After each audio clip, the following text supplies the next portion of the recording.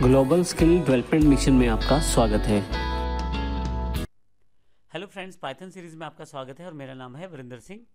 इस सेशन में हम बात करने वाले हैं बिटवाइज ऑपरेटर्स की। बाइनरी डिजिट्स को अगर आप कंपेयर करना चाहते हैं तो उसके लिए आप बिटवाइज ऑपरेटर्स का प्रयोग करते हैं।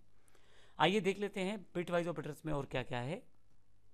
बिटवाइज ऑपरेटर में सबसे पहले हमारे पास मैं एग्जाम्पल मैंने क्रिएट किया है, इसको समझ लेते हैं ये कार्य कैसे करेगा। ए में 50 है और अगर मैं इसकी बाइनरी वैल्यू देखूं तो वो बैठती है 00110010 और बी में मैंने 40 है स्टोर किया हुआ है जिसकी बाइनरी वैल्यू ये बैठती है जो मेरे पास यहाँ पे आ रही है। यहाँ पे इन बाइनरी डिजिट्स पे काम होने वाला है। ये जो ऑपरेटर हमारे पास बिटवाइज दिए गए हैं, ये जो हमारे पास बिटवाइज ऑपरेटर दिए गए हैं सारे के सारे बाइनरी डिजिट्स पे काम करते हैं। आइए देखते हैं कौन से ऑपरेटर हैं, किस तरह से कार्य करेंगे। ऑपरेटर में सबसे पहले एंड ऑपरेटर है जो बाइनरी एंड है। अगर आपके पास इन बाइनरी डिजिट्स में 1 आ जाता है तो आउटपुट आपके पास 1 आ जाएगा, अर्थात जो वैल्यू आपके पास स्टोर रहेगी या जो वैल्यू रिवर्ट होगी या जो आउटपुट आएगा वो 1 के रूप में वापस आने वाला है। इसको मैं इस तरह से बोल देता हूँ, ये एक तरह से ट्रू फॉल्स वाला केस है। जैसे हमने लॉजिकल एंड देखा था, जब सारी कंडीशंस ट्रू रहती है तो आउटपुट ट्रू रहती है, तो इसी तरह से इसमें 1 को आप ट्रू मान सकते हैं। जब दोनों तरफ 1 रहेगा, ए में भी और बी में भी, जब मैं इनकी दोनों तरफ की जो बाइनरी डिजिट्स को मैं इकट्ठा करने की कोशिश करूंगा, दोनों वेरिएबल्स में 1 रहेगा उस पर्टिकुलर बाइनरी डिजिट पे, तो मेरे पास आउटपुट 1 आएगा। देखिए जैसे एग्जांपल इसका लास्ट डिजिट 0 है तो आउटपुट यहाँ पे 0 आएगा जो यहाँ पे दिखाया गया है 0। इसका अगला डिजिट 1 है लेकिन इसका अगला डिजिट 0 है तो ये फिर भी 0 है, क्योंकि हमने देखा था जब दोनों ट्रू केस होते हैं तो ही एंड में ट्रू आता है, अदरवाइज फॉल्स आता है। उससे आगे वाले केस में यहाँ 0 है और यहाँ पे भी 0 है, तो इस केस में भी आपके पास यहाँ पे 0 है। नेक्स्ट केस में यहाँ 0 है और वहाँ 1 है तो भी 0, और अब की बार अगले केस में यहाँ 1 है और वहाँ 0 है तो भी 0। फाइनली ये एक कम्बिनेशन ऐसा है जब दोनों में 1 है, यहाँ भी 1 है और यहाँ भी 1 है, तो ऐसे केस में यहाँ पे 1 आ गया है। और अब इसका अर्थ ये हुआ कि जब ए एंड बी को करेंगे तो जो वैल्यू कंपैरिजन हुआ है वो बाइनरी डिजिट्स के ऊपर हुआ है। आप ध्यान रखिएगा 50 और 40 जो है डेसिमल वैल्यूज़ हैं, लेकिन जो यहाँ पे ए की बाइनरी वैल्यूज़ दी गई है इसको कंपेयर किया गया है बी की बाइनरी वैल्यू से, और उसके पश्चात जो रिजल्ट आया है वो एक्चुअल में तो आपके पास यहाँ बाइनरी डिजिट्स में आया है, जो कि आपके पास ये वैल्यू बैठती है 100000, लेकिन अगर आप इसको डेसिमल में कन्वर्ट करें तो 32 बैठता है। तो इस तरह से ए और बी को अगर एंड कर दिया जाए, यानी कि एंड ऑपरेटर से कंपेयर किया जाए, तो जब दोनों तरफ 1 रहेगा तो आउटपुट 1 आएगा, अन्यथा आपके पास आउटपुट 0 आएगा। और फिर से अगर आप देखें तो इसे जो आउटपुट आया है ए एंड बी की बिट्स को मैच करके उसे फिर से डेसिमल में कन्वर्ट कर दिया गया है। आप अगर यहाँ से डेसिमल कन्वर्जन चाहते हैं या बाइनरी कन्वर्जन को ना समझ पा रहे हो तो गूगल पे आप लिखेंगे बाइनरी टू डेसिमल या डेसिमल टू बाइनरी, तो अगर आप बाइनरी टू डेसिमल लिखते हैं तो ये नंबर डालेंगे जब आप बाइनरी डिजिट्स, तो आउटपुट आपके पास डेसिमल में आ जाएगा, यानी कि 50 आ जाएगा।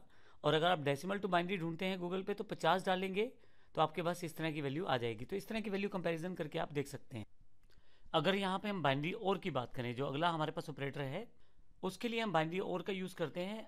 बाइनरी और में जब दोनों बिट्स की जगह कहीं पे भी 1 आ जाएगा तो आउटपुट 1 आ जाएगा। जैसे हमने इसी जो बाइनरी बिट्स की वैल्यूज़ को ए और बी को देखा था, तो पिछली बार कंपेरिजन किया था तो जब दोनों तरफ 1 था तो आउटपुट 1 था, क्योंकि वो एंड का केस था। ये और का केस है, दोनों में से किसी भी तरफ अगर 1 आ जाता है तो आउटपुट 1 आ जाएगा, अन्यथा आउटपुट आपका 0 रहेगा। जो पहला बाइनरी डिजिट है यहाँ पे वो 0 है और यहाँ भी 0 है, तो आउटपुट आपके पास यहाँ 0 है। दूसरे केस में यहाँ 0 है लेकिन यहाँ 1 है तो आउटपुट यहाँ पे 1 है। तीसरे केस में यहाँ 0 है और यहाँ भी 0 है तो आउटपुट 0 है। चौथे केस में यहाँ पे 1 है और यहाँ पे 0 है तो आउटपुट 1 है, क्योंकि दोनों में से किसी एक जगह 1 होना चाहिए। अगले केस में यहाँ 0 है लेकिन यहाँ पे 1 है, फिर से 1, और तीसरे लास्ट केस में दोनों तरफ 1 है तो आउटपुट यहाँ पे 1 है। तो इसका अर्थ ये हुआ दोनों में कहीं भी 1 आता है, दोनों डिजिट्स को कंपेयर करते समय बाइनरी डिजिट्स को, तो आपके पास आउटपुट 1 आ जाएगा। एक 1 होना चाहिए, चाहे वो ए में वैल्यूज़ में आ जाए या बी की वैल्यूज़ में आ जाए, तो आपके पास आउटपुट 1 आ जाएगा। फिर से अगर हम इसको डेसिमल में कन्वर्ट करेंगे तो 61 आउटपुट आ जाएगा। नेक्स्ट ऑपरेटर एक्सोर है।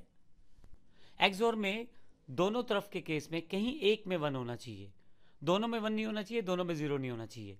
तो ऐसे केस में ये एक्सोर केस है। जैसे आप देखें यहाँ पे पहले में 0 है, दूसरे में 0 है, तो आउटपुट 0 है। यहाँ 0 है और यहाँ 1 है, तो आउटपुट 1 है, क्योंकि मैंने बोला है दोनों 0 नहीं होने चाहिए, दोनों 1 नहीं होने चाहिए, एक 1 कहीं भी हो सकता है। नेक्स्ट में 0 है दोनों तरफ, तो 0 है। फोर्थ केस में यहाँ आपके पास 1 है लेकिन यहाँ 0 है, तो आउटपुट फिर से 1 है। उसके पश्चात आपके पास फिर 0 है और फिर यहाँ पे 1 है, तो फिर 1 है। लास्ट वाले केस में दोनों 1 है, दोनों 1 होने के केस में यहाँ पे 0 है। तो ध्यान रखिएगा दोनों केसेस में एक साइड पे 1 होना जरूरी है, इसीलिए इसे एक्सोर कहते हैं, एक्सक्लूसिव और कहते हैं इसे। दोनों साइड 1 नहीं होना चाहिए और दोनों साइड 0 नहीं होना चाहिए, किसी भी एक साइड 1 होना चाहिए, तो आउटपुट आपका 1 आ जाएगा।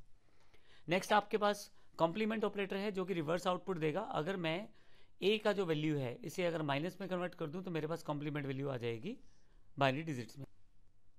इसके अलावा बाइनरी लेफ्ट शिफ्ट है। अगर आप ए की वैल्यू को किसी पर्टिकुलर वैल्यू से लेफ्ट साइड शिफ्ट करना चाहते हैं, अब यहाँ पे ध्यान दीजिएगा, मैंने एग्जाम्पल के लिए 8 डिजिट यूज़ किए हैं।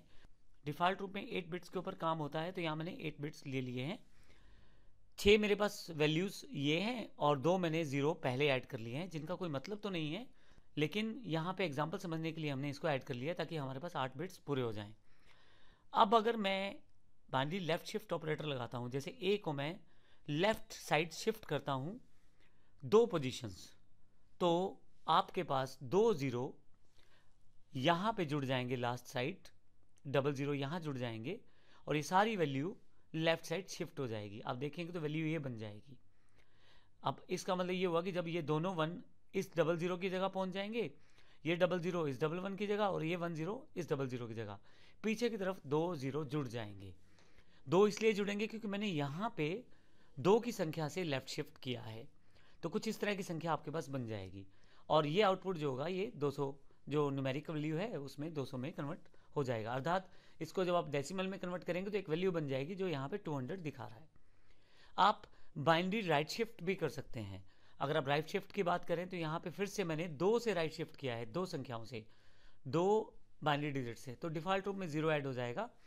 अब की बार आप समझिएगा, यहाँ से मैं लेफ्ट से राइट की तरफ शिफ्ट कर रहा हूँ, तो सभी संख्याएं 2 उस तरफ बढ़ रही हैं, तो यहाँ 10 की जगह 00 आ जाएगा और 00 की जगह 11 आ जाएगा और 11 की जगह 00 आ जाएगा। तो ये मैंने यहाँ पे से शिफ्ट कर दिया है। तो इस तरह से इसे मैं यूज़ कर सकता हूँ और इसका जो आउटपुट आएगा वहाँ पे शो किया गया है। इस एग्जाम्पल में मैंने बिटवाइज ऑपरेटर को एक प्रोसेस के रूप में समझाया है किस तरह से काम करते हैं। नेक्स्ट सेशन में हम इसका प्रैक्टिकल एग्जाम्पल देखेंगे किस तरह से इसे हम कर सकते हैं। धन्यवाद।